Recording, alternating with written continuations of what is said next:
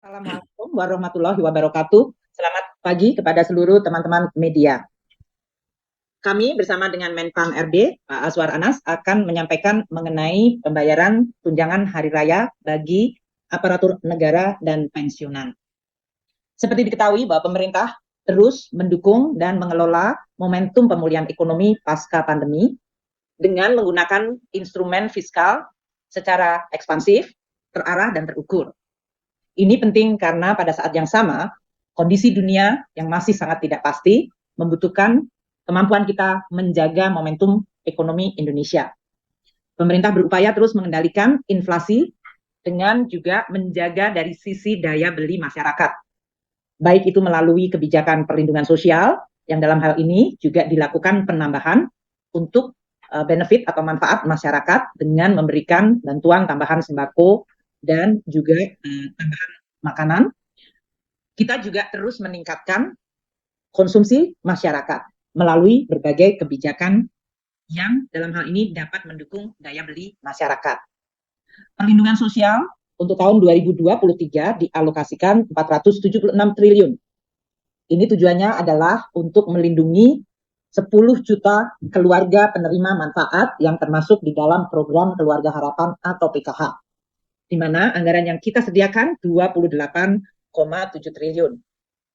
Kita juga melalui APBN memberikan bantuan sosial melalui kartu sembako untuk 18,8 juta keluarga penerima manfaat. Anggaran yang disediakan oleh APBN untuk kartu sembako bagi 18,8 juta keluarga penerima manfaat adalah sebesar 45,1 triliun.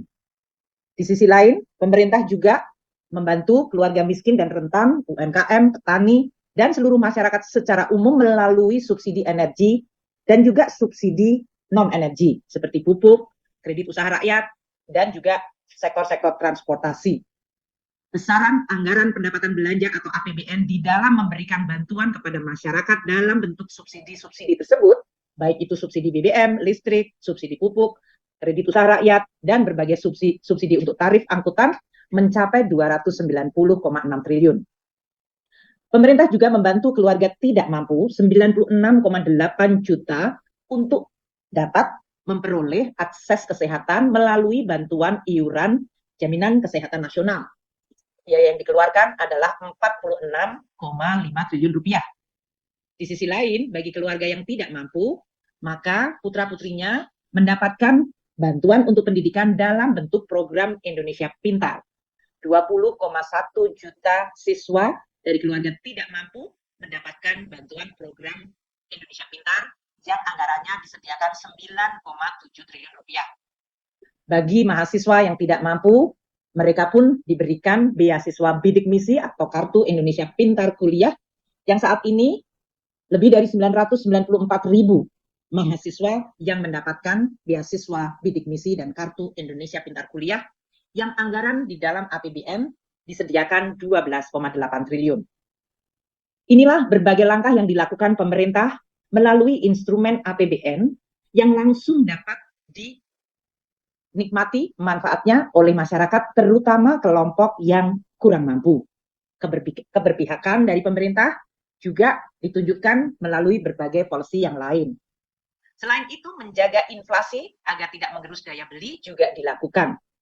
Pemerintah juga saat ini memberikan pemenuhan kebutuhan gizi melalui program perlindungan sosial bantuan pangan, yaitu akan diberikan kepada 21,3 juta kelompok atau keluarga penerima manfaat yang akan diberikan bantuan pemerintah dalam bentuk paket protein ayam dan telur kepada, maaf saya ulang, 21,3 juta keluarga penerima manfaat diberikan bantuan beras 10 kilo dan kepada 1,4 juta keluarga penerima manfaat dengan balita stunting akan diberikan tambahan protein ayam dan telur. Biaya tambahan untuk atau anggaran yang disediakan untuk membantu kelompok ini yaitu keluarga dengan anak stunting, balita stunting, dan tambahan bantuan beras 10 kilo bagi 21,3 juta kelompok atau keluarga penerima manfaat dianggarkan 8,2 triliun rupiah. Berbagai program-program sosial tersebut bertujuan untuk makin dan meningkatkan bantuan sosial terutama kepada kelompok-kelompok yang kurang mampu. Ini adalah keberpihakan dari pemerintah bagi masyarakat. Di sisi lain, pemerintah juga akan terus menggunakan instrumen APBN di dalam meningkatkan kemampuan dan kesejahteraan masyarakat melalui program-program lainnya, seperti pembangunan infrastruktur dan juga program kepada kelompok UMKM. Bapak dan Ibu sekalian, teman-teman media, hari ini kami akan menyampaikan juga instrumen APBN yang di dalam rangka bulan Ramadan dan mendekati Hari Raya Idul Fitri telah mengalokasikan di dalam APBN anggaran untuk pemberian tunjangan hari raya bagi karyawan aparatur negara, di dalam ini termasuk TNI dan Polri, dan bagi pensiunan. Ini tentu diharapkan dengan pembayaran tunjangan hari raya juga bisa ikut mendorong kegiatan ekonomi masyarakat melalui berbagai kegiatan belanja menjelang atau selama Ramadan dan menjelang Hari Raya Idul Fitri. Tahun ini Bapak Presiden dan kita semuanya dalam kabinet telah membahas dan menetapkan satu untuk pemberian tunjangan hari raya bagi aparatur negara dan pensiunan dengan tetap menjaga berbagai aspek keseimbangan program dan tentu sesuai dengan kemampuan keuangan negara. Mungkin perlu diingat bahwa pada tahun 2020 pada saat COVID terjadi pada tahun pertama yang melumpuhkan seluruh kegiatan ekonomi dan masyarakat, pada saat itu THR hanya diberikan kepada jajaran ASN, aparatur negara, TNI Polri, di bawah eselon 2, dan juga hanya untuk pensiunan. Dan pada tahun 2020, komponen THR adalah berupa gaji pokok, tunjangan keluarga, dan tunjangan jabatan. Karena pada saat itu memang kondisi keuangan negara di mana penerimaan merosot akibat seluruh kegiatan berhenti, dan juga karena prioritas kita di dalam APBN untuk penanganan pandemi dan menjaga masyarakat, terutama bantuan sosial, maka THR juga dalam hal ini hanya difokuskan kepada para pejabat pelaksana dan pejabat di bawah eselon 2 dalam bentuk gaji pokok, tunjangan keluarga, dan tunjangan jabatan. Seiring dengan pemulihan ekonomi, maka pada tahun 2021, meskipun ancaman COVID masih sangat besar termasuk varian Delta yang terjadi, maka kebijakan THR dan gaji ke-13 pada tahun 2021, yaitu tahun kedua pandemi COVID, diberikan kepada seluruh aparatur negara dan pensiunan. THR yang diberikan dan gaji ke-13 komponennya terdiri dari gaji pokok, tunjangan keluarga, tunjangan melekat, dan tunjangan jabatan. Pada tahun 2022 yang lalu, kita juga melihat pemulihan ekonomi juga semakin membaik dan penanganan COVID semakin terkendali. Namun kita juga melihat guncangan dari ketidakpastian global termasuk melonjaknya harga minyak yang menyebabkan melonjaknya kebutuhan subsidi bagi BBM dan listrik. Oleh karena itu pada tahun lalu kebijakan THR dan gaji ke-13 disamakan dengan tahun 2021, yaitu diberikan dalam bentuk gaji pokok, tunjangan keluarga, tunjangan melekat, dan tunjangan jabatan. Namun di tahun 2022 maka kita memberikan tambahan dalam THR dan gaji ke-13 50% tunjangan kinerja. Ini tentu karena kondisi APBN juga sudah membaik, namun kita juga melihat ketidakpastian yang luar biasa, jadi keseimbangan dilakukan. Dengan latar belakang tersebut, tahun ini 2023, seiring kembali dengan adanya penanganan COVID yang masih tetap terkendali, namun di sisi lain pemulihan ekonomi menghadapi tantangan global yang sangat tidak pasti, terutama dalam bentuk perlambatan ekonomi global, kondisi geopolitik yang mempengaruhi kondisi ekonomi, dan tren kebijakan moneter untuk menangani inflasi yang cenderung ketat, maka kebijakan pemberian THR, tunjangan hari raya, dan gaji ke-13 disesuaikan dengan tantangan dan kondisi saat ini. Pemerintah telah mengeluarkan peraturan pemerintah nomor 15 tahun 2023 Ini adalah peraturan pemerintah yang mengatur tunjangan hari raya dan gaji ke-13 sebagai wujud penghargaan dan kontribusi pengabdian para aparatur negara termasuk TNI, Polri, dan juga pensiunan di dalam melaksanakan tugas termasuk melayani masyarakat. Dengan THR dan gaji ke-13 juga diharapkan dapat terus menjaga momentum pemulihan ekonomi melalui tambahan daya beli masyarakat. Dan ini juga tetap konsisten dengan afirmasi kita, yaitu membantu masyarakat, terutama kelompok yang tidak mampu melalui APBN yang memihak kepada kelompok masyarakat yang kurang mampu dalam bentuk bantuan sosial, termasuk bantuan pangan. Untuk THR ini akan pada tahun 2023 akan terdiri dari pembayaran sebesar gaji pokok atau pensiunan pokok ditambah dengan tunjangan yang melekat pada gaji atau pensiunan pokok. Yaitu tunjangan yang melekat terdiri dari tunjangan keluarga, tunjangan pangan, serta tunjangan jabatan struktural, fungsional, atau tunjangan umum lainnya. Dan seperti tahun 2022, maka THR tahun ini juga ditambahkan komponen 50% tunjangan kinerja per bulan bagi yang memang mendapatkan tunjangan kinerja. THR yang tadi terdiri dari gaji dan pensiunan pokok, tunjangan melekat, dan 50% tunjangan kinerja juga diberikan bagi ASN daerah. So, bagi instansi pemerintah daerah paling banyak 50% tambahan penghasilan dengan memperhatikan kemampuan dari fiskal daerah dan sesuai dengan peraturan perundang-undangan. Yang berbeda dan kita tambahkan pada pembayaran THR dan gaji ke-13 tahun ini adalah diberikan kepada guru dan dosen yang tidak mendapatkan tunjangan kinerja atau tambahan penghasilan. Mereka akan diberikan 50% tunjangan profesi guru serta 50% tunjangan profesi dosen. Jadi kami akan sampaikan THR tahun 2023 ini diberikan kepada seluruh aparatur negara dan pensiunan yang terdiri dari 1. ASN pusat, prajurit, TNI, Polri, dan pejabat negara sekitar 1,8 juta orang. Kedua, ASN daerah, yaitu 3,7 juta orang, termasuk di dalamnya guru ASN daerah yang menerima tunjangan profesi guru sebanyak 1,1 juta guru, dan guru ASN daerah yang menerima tamsil, yaitu 527,4 ribu orang.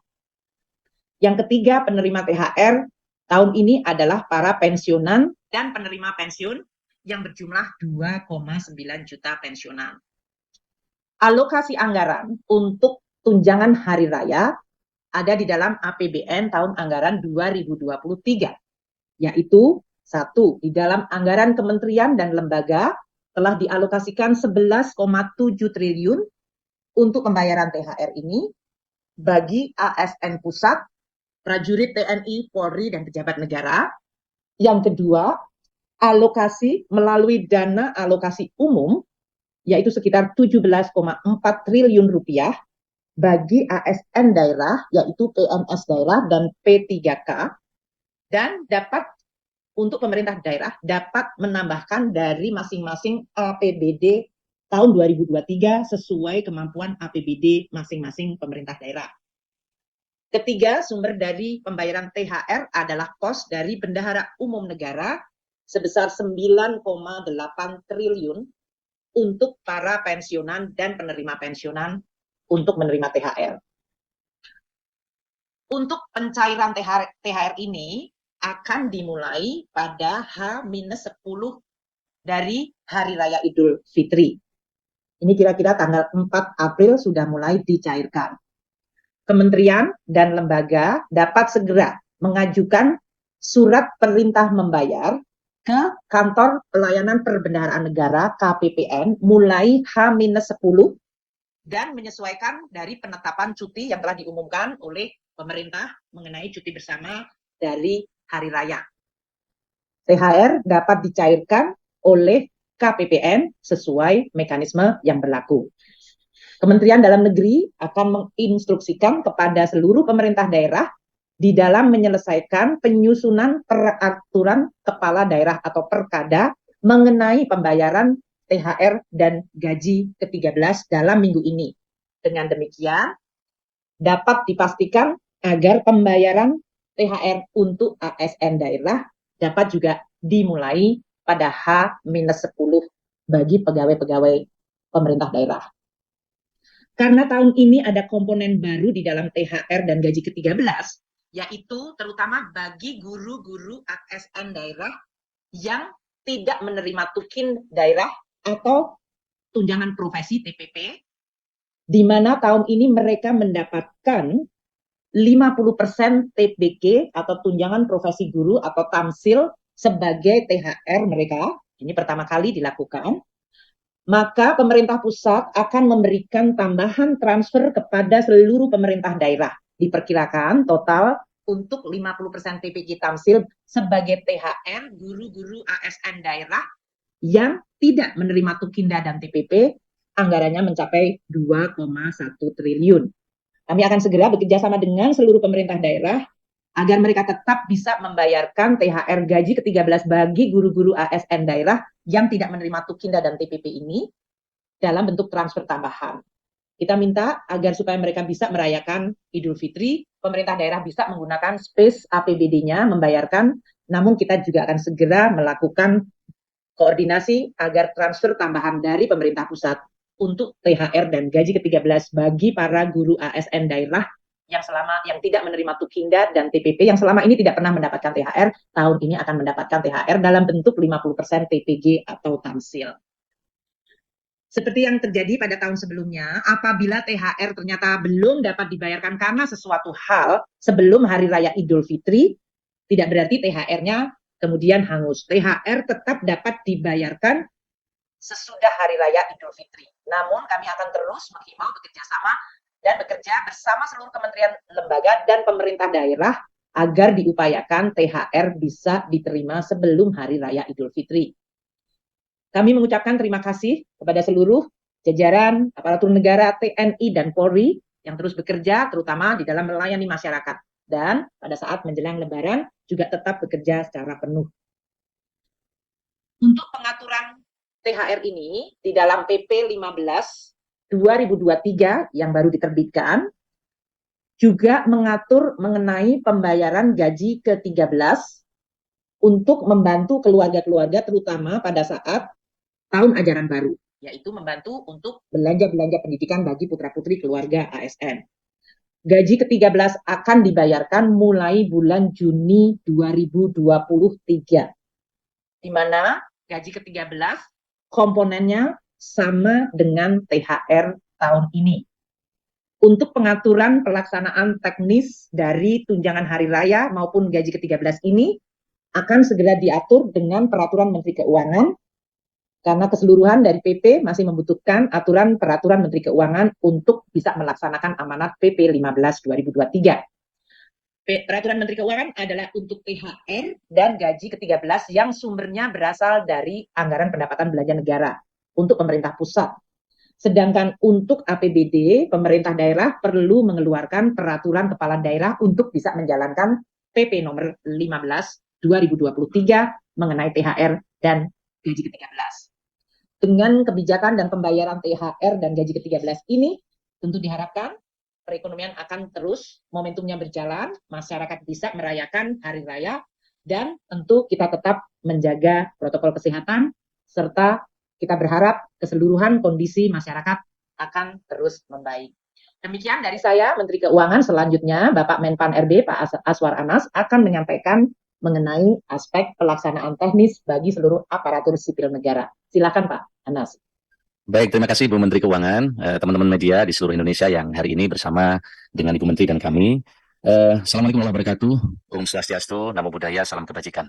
Ibu dan Mas, kami hormati Ibu Menteri Keuangan dan para dirjen dan teman-teman dari Kementerian Keuangan dan Pan RB dan teman-teman media seluruh Indonesia.